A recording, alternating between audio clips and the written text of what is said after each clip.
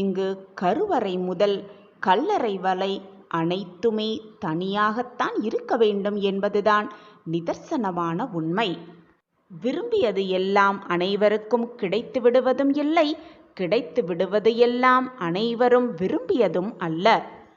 எதையோ பெற்று எதையோ கிடைத்து எதுவோ வாழ்க்கை, எதையோ சந்தித்து எதையோ வாழ்ந்து கொண்டிருக்கிறோம் இந்த உலகத்தில் அனைவருமே. வெளியே சிரித்து உள்ளே அழுது கொண்டும்தான் அனைவரும் இந்த உலகத்தில் வாழ்ந்து கொண்டுதான் இருக்கிறார்கள். அனைவருக்குமே எல்லோருக்குமே சந்தோஷம் நிரந்தரமாக இருந்து விடுவதும் இல்லை, கஷ்டகாலம் நிலையானதாக அவர்களிடம் இருந்து விடுவதும் இல்லை. அனைத்துமே மாறி மாறி வந்து கொண்டுதான் இருக்கிறது.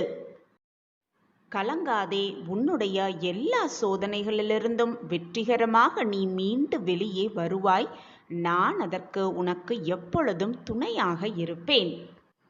உன்னுடைய கருணையான பார்வையாலும் என்னுடைய ஆசிர்வாதத்தாலும் உன்னுடைய எதிர்காலம் ஆனந்தமாக அமையும். உன் ஆசைகள் எல்லாம் நிறைவேறும். அவசரப்படாதே, உனக்கான நல்ல வழியை நிச்சயமாக உன் சாயி தேவா காட்டுவேன்.